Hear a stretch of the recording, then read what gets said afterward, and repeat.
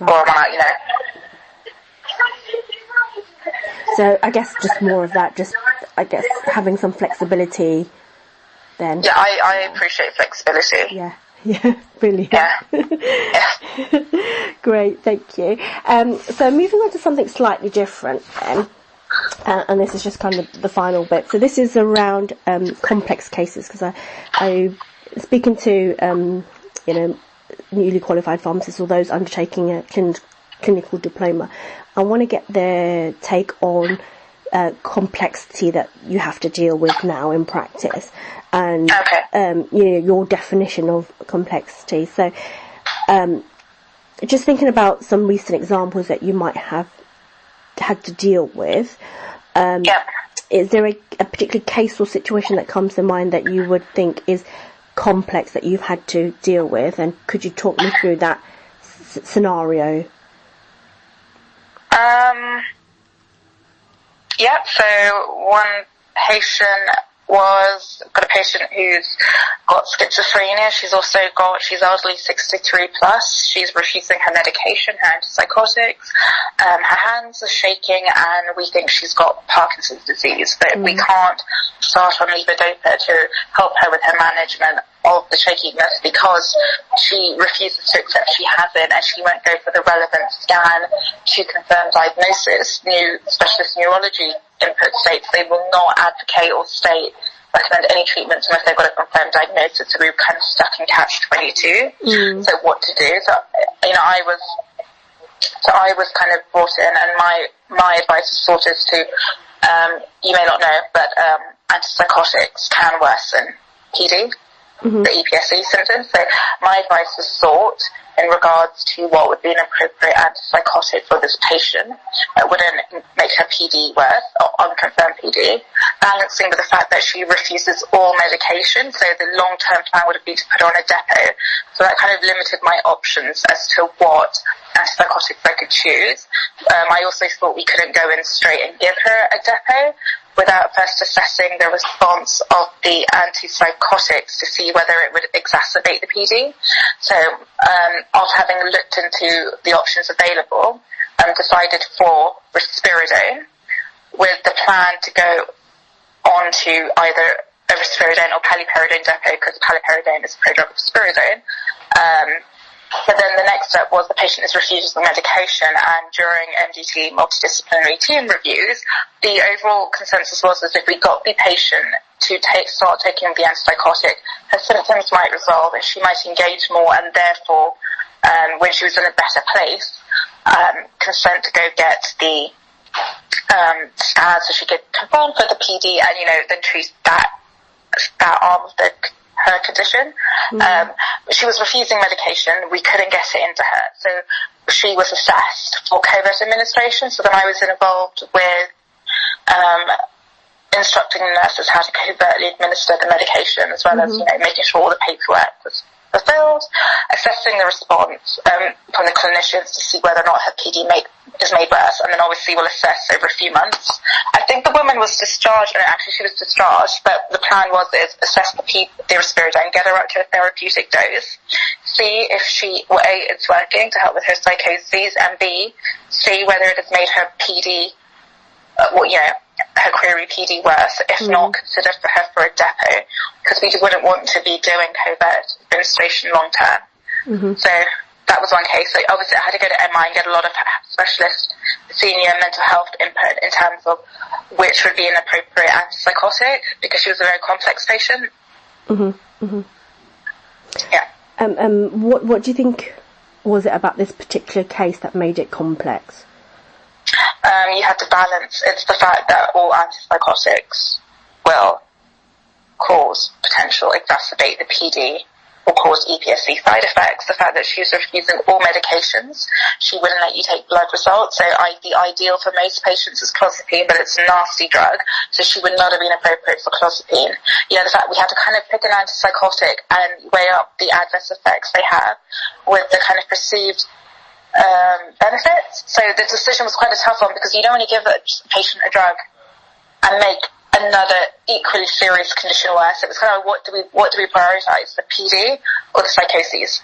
You know, we couldn't give her Madapar because the neurologist wouldn't give that input. She was being treated long-term for these movement disorders with long-term procyclidine, which, as you know, long-term 5 milligrams TDS can cause cognition impairment and, you know, in effect, make her EPSD long-term worse. Or, you know, so she'd been on it for too long, so we were kind of like, we were stuck between a rock and a hard place. She couldn't engage, but her symptoms were getting worse. So yeah, I did find it like a very kind of serious and ethically, like, you know, I did feel the responsibility of recommending a drug here, you know, compared to recommending a beta blocker. There was definitely a lot more weight, and like, I have to be absolutely certain I've exhausted and looked at all options, because I wouldn't want to make the PD worse for the patient, and I wouldn't want her to get unacceptable adverse effects that affected her other ways. Yeah, that was really helpful. That was a really clear explanation. Because I was going to say at one point, you know, don't assume I'm not a pharmacist, but the detail that you provided there was really good. Thank you. Okay. So looking back on how you managed the situation, how well do you feel you managed the situation, and was there anything you learned from that? I learned a lot about how hard it is to, like, it was a question of, like, this was quite a tough ethical decision, because it was, what is the main concern here, the PD or the psychoses? What can we treat? Because even giving her an antipsychotic may not have meant this particular antipsychotic would have worked. You know, how do we know it's definitely PD? We haven't really been able to confirm it. You know, she was also hypothyrotic. She was refusing her levothyroxine, and, you know, we offered it and tried every day. Right. But she wouldn't take it. There was nothing, like, she just wouldn't take it. You can't force.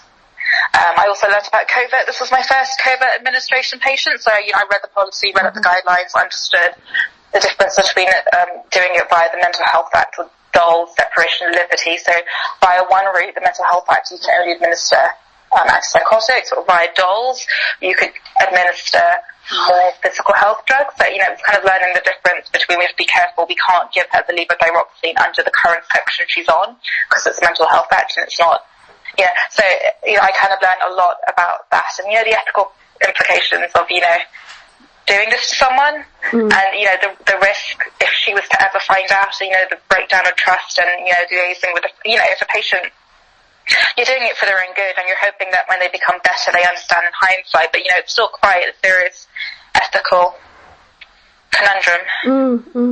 So I learned a lot about that, and, you know, having to think about patient interest and legality and, you know, family considerations, and, you know, thinking long term, how is this patient, you know, we could just go, this patient's refusing, but we know she has no insight, and, you know, long term, how is this going to manage as she just becomes more and more aggressive and, you know, agitated, and, you know, it's not, how is that going to impact her further along? So yeah, it's a very, like, strong ethical case. Yeah, it sounds like it's a really interesting, just from a learning point of view, actually. Yeah. Because there's lots of things that you had to consider there. Yeah.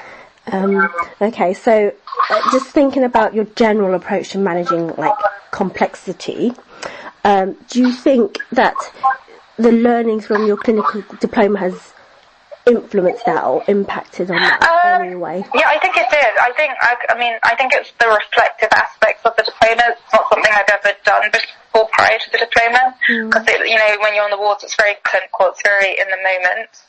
So I think the reflective aspects of it have you know, reflecting on cases and, you know, the reflective portfolio, I think it's definitely helped. It definitely helped with that, because, you know, to consider all viewpoints and, you know, think deeper about the issue instead of, this is the patient, this is what they need. Yeah. Okay, great. And then just my final question, really. So this is, again, focusing on complexity. So when I say the word complexity, what comes to mind? What's your definition of complexity? From a patient point of view, patient or a general kind of situation that you might come across in work that's not patient related? I think from